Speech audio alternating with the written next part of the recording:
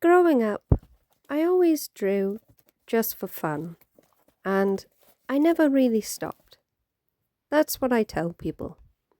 My mum always says since she could put a crayon in my hand that I've drawn. When I was in high school, I didn't really know what I wanted to be yet, but I thought about becoming a professional artist and I knew I wanted to improve. That's when I seriously started keeping sketchbooks. And I still had fun, but I became more critical of my own artwork. When I took a foundation course in art college, and one mental breakdown later, I dropped out. I had my own stuff going on, not that much to do with my art journey, but it had become more of a chore than an interesting hobby or fun.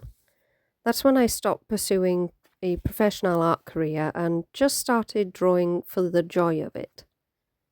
I watched many YouTube artists and I find them inspiring, but one really hit a chord with me and got me drawing a lot more. This was Danny Gregory from Sketchbook School. His work showed me you didn't have to be perfect and that you can draw everyday things, almost like a journal, and it still counts as practice. But more importantly, it can be joyful. Now, I do a lot more than just illustrated journaling. I have many different sketchbooks that I use for different things. I've had many over the years, some that I've actually gotten ridden of, and some that were accidentally destroyed by a pet. But I'm no longer as serious about it as I was in high school or college. I often see people in the comments of videos saying you should draw more or you need to keep up your practice and you need to improve. If you want to draw manga or a comic or anything really, you have to learn anatomy or keep strict schedule or something like that. Another thing I often hear is if I'm out and about and people see me sketching, people will often ask if I have an Instagram or a website that I share my work on, or if I have a portfolio, and if I don't, then I should create one. I find people in YouTube comments or people asking questions online what they can do to get more views and likes and how to become a professional artist, or sometimes even worse comments discouraging people and saying you should be drawing correctly, whatever that means, or practice more because they think your artwork is bad or that your online work sets a bad example for real artists or people trying to become artists. Whether it's showing your sketchbook that might look finished and beautiful or a sketchbook that looks rough and sketchy, people always make these comments. I am not like all of these people.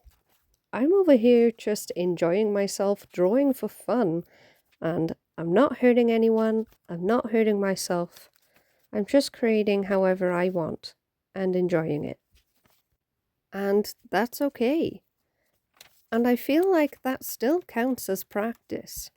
Whether it's perfect or professional or not, just being someone that moves your hands and works with paper or whatever. You're already 10 steps ahead of someone who hasn't even tried. I'm only saying this for people who feel like they don't practice enough and they're not allowed to create art for fun. Because personally, I don't draw just to practice. I do it out of joy and to relax, to experiment, to just enjoy touching paper and not looking at a screen, or sometimes to keep memories of where I've been or where I'm going or what I'm doing. I use so many different things in many different ways. I have tiny sketchbooks, I have large sketchbooks, colored, toned. I have a scratch paper art book that I'm using as a sketchbook. I have a black sketchbook that I like to doodle in with white or gel pen, which I feel helps me understand tone a little more. I have coloring pages that I like to do in the evening to relax after a long day. I have a junk journal or glue book that I like to stick things in from going places and including memories, which I also feel enhances my understanding of composition and color.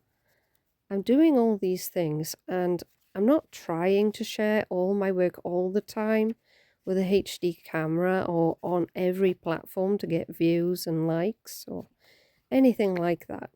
I'm just doing it to do it, and that's okay. It is okay to create just for the sake of creating.